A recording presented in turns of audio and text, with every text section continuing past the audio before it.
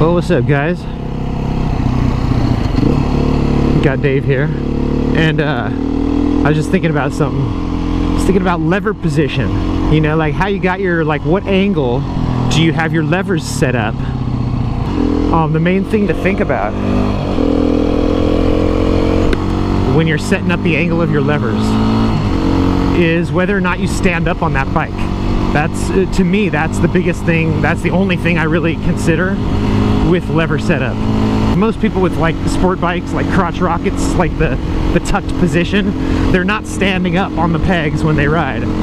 That's something that's usually done on a bike like this, or a bike maybe like the Duke. Some people would do that, or maybe like an adventure bike. You don't have to be like sitting down. You can like stand up and stretch your legs, and it's like nice.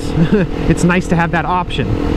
But what I consider with lever setup is how often do I stand up on that bike, and how often am I actually riding, you know, like doing something that requires skill while I'm standing up on that bike.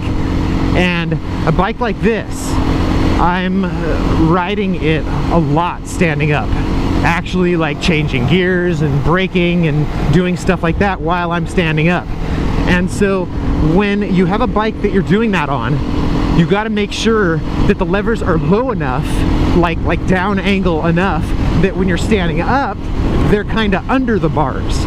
Where a bike that you're sitting on, the levers are more like in front of the bars. You know, they're more like out in front, like you're grabbing them here, and you're not grabbing them down under. And so what I do, like on a bike like where I'm going to be standing up and sitting down both, I kind of like compromise. Like right now they're a little bit lower than I would want them if I was only sitting on this bike, but they're a little bit higher up than I would have it if I was, you know, like for a full-on dirt bike.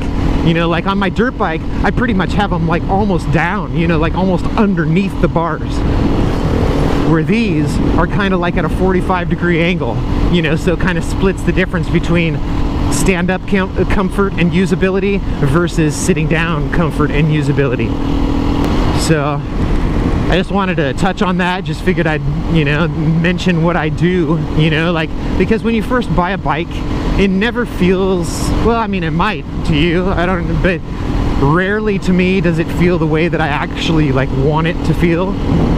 You know, it's just pretty much set up however the mechanic guy there set the bike up. You know, he just like put everything together and bolted the handlebars on or whatever he did. You know, and maybe he sat on it and, you know, and he was like, yeah, that feels pretty good. You know, more than likely that's what he did. But still, that's just him and his preference. You never know. But it is important for a bike to feel comfortable to you. And especially if you're riding it far. You know, if you're going out for like a 100-mile ride, it's like, dude, you want that bike to feel good. Don't want, like, every time you work the clutch, you don't want to be like tweaking your wrist up to do that. You know, you want it to just be natural and to just kind of like wherever your hand falls, that's where you want your lever to be.